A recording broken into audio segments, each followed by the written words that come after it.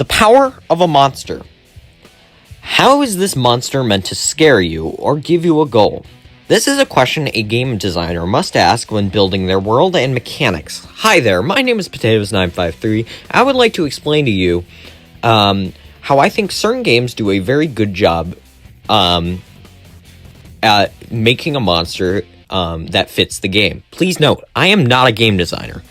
I am a player. So this is from the player's point of view. But I have watched quite a few of videos about game design. And I've done the game design merit badge for Boy Scouts. So I'm not totally oblivious to how a game is meant to be designed. So if you like this video, please like that. Please like that button. Click that like button. And if you really liked it, then please subscribe and share the video with a friend. So without delaying any further, what makes a good monster? Really quickly, I'm going to be spoiling random parts of Resident Evil 7 and 2. Major story spoilers. So, and then I'm going to be randomly spoiling parts of, oh my god, The Last of Us, Persona 4, and the first Fallout game. So if you plan on playing any of those games, then go ahead and leave. But if you're not, stay. I don't really care either way. Thank you for watching this video if you're just leaving. Now that all those people are out of the way, bye. Look at those bozos. I think they have bozo brain, not playing some of the greatest games of all time. Come on! World building is a very important thing for a game, in general, because the developers are trying to convince you that these things, these people, these places are real, and that is part of building your monster. Now, really quickly, when I refer to monsters, I'm referring to enemies in a game. They could be a monster, or they may be real monsters, or they could be metaphorical monsters. It's just, I would like to get that out of the way. A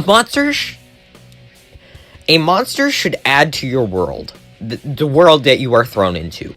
They should feel like they belong there. They should not, that they were made or born there. Not that they were just thrown in there because we need an enemy. In many cases, they are a given. If there is a zombie outbreak, there are zombies. Or in other cases, they aren't as simple. For example, Fallout's super mutants are basically stronger people, and there is a reason for them to be there. They aren't just given the good old, oh yeah, the nuke turned up that way. No, they were created because of a failed experiment that made their subjects mutate uncontrollably. Speaking of mutating uncontrollably, the G virus from Resident Evil. Ignoring any games that are that have the numbers 5 or 6 in its title, Resident Evil does a very good job setting up its G virus. And in Resident Evil 7, the Umbrella Corporation is experimenting with it, with what is known as the E virus. Which is a predecessor to the G and the T virus. E003, or Evelyn, is likely an orphan from the orphanage that Umbrella owns in Raccoon City.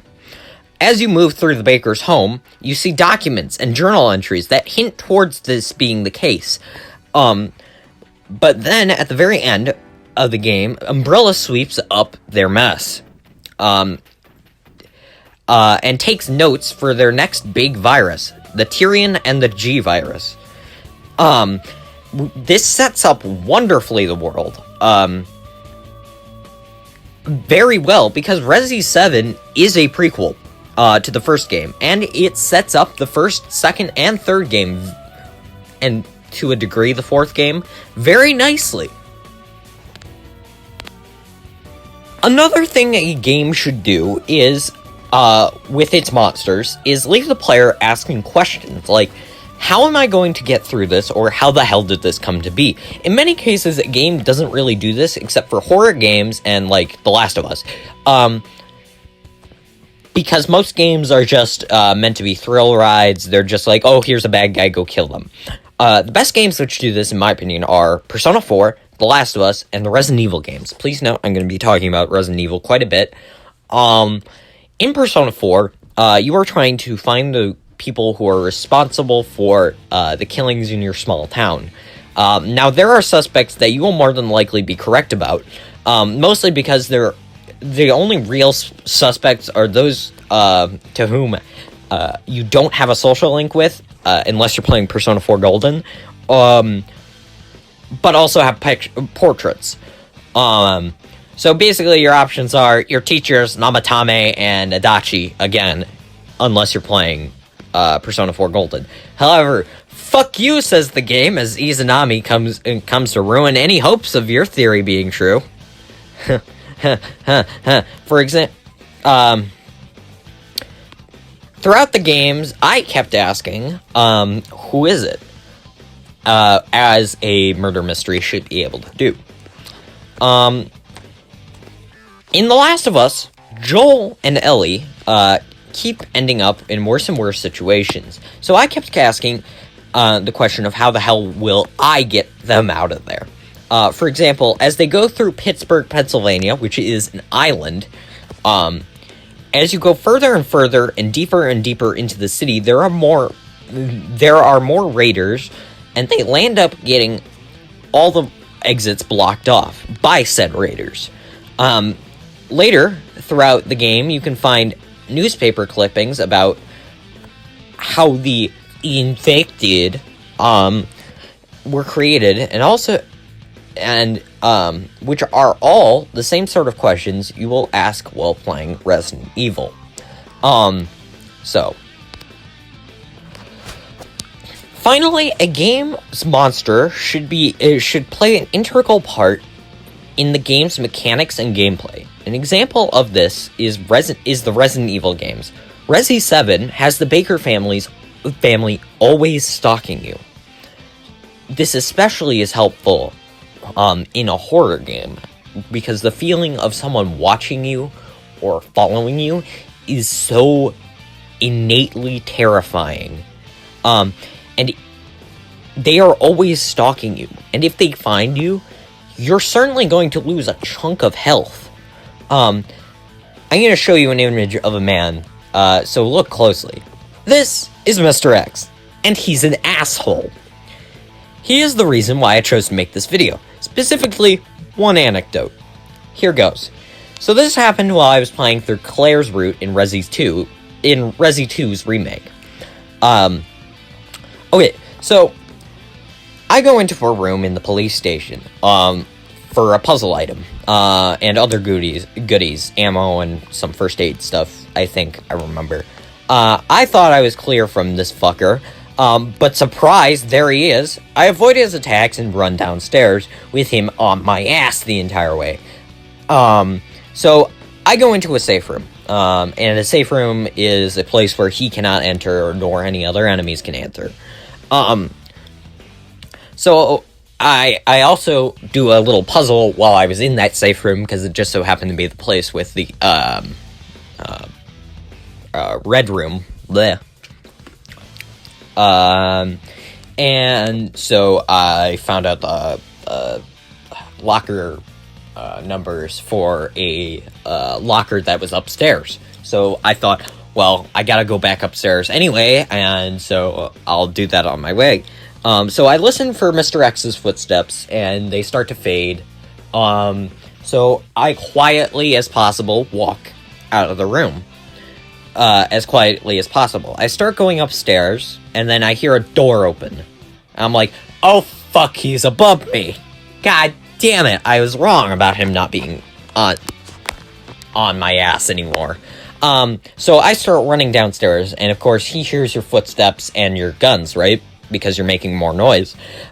Surprise fucker! He comes running, barreling up the stairs, because he was below me.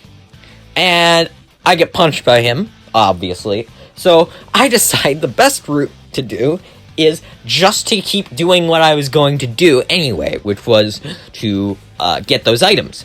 Because I had the room in my inventory. Anyways, the point of Mr.X is so that you don't spend too much time in one place and you can continue moving along. Moving along! Minecraft is a relaxing game. Just chopping down trees and building shit. But then the sun goes down. And fuck you, says the monsters. The point of them is to get the player to be as productive as possible in the daytime, and then to hide at night. Well, I could keep going on forever, and we wouldn't get anywhere. So, it's time to end the video anyway. Those were just a few examples, and I could go for way more, but I don't want to edit an hour of audio, unlike Soul's Randomness does. So I'm gonna leave it with this. When you are frustrated with a monster or an enemy in a game, remember that they serve a mechanical purpose or for a story reason. Furthermore, they are designed to be annoying. So you, as the player, just need to suck it up and get it over, and deal with it. So, thank you for watching this video. If you liked the video, or click the like button. And if you really liked it, share it with a friend. And if you like this content,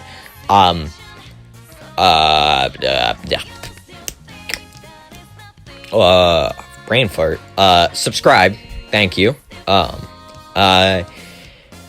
And here's the question of this video. What is your favorite / least favorite monster or enemy in a video game? So, yeah. Thank you for watching this video, and of course, have a fantastic day and a fantastic life. Goodbye.